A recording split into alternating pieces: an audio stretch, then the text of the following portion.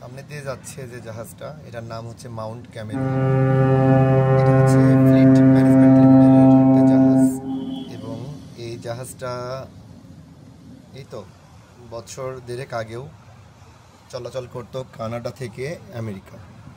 তো খুব ইন্টারেস্টিং একটা বিষয় হচ্ছে যে এই জাহাজটাতে আমার আমেরিকা থেকে জয়েনিংয়ের কথা ছিল,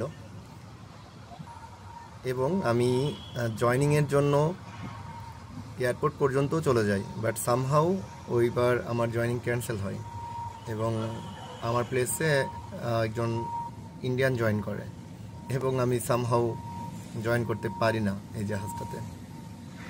তো মজার ব্যাপার হচ্ছে আরেকটা বিষয় যে এই জাহাজটা এখন চিটাগং থেকে কলম্বো ট্রেড করে। তো আমরা যখন চিটাগং আসি, জাহাজটা চিটাগং আসে, একই সাথে আবার আমরা কলম্বোতে গিয়েও পৌঁছাই।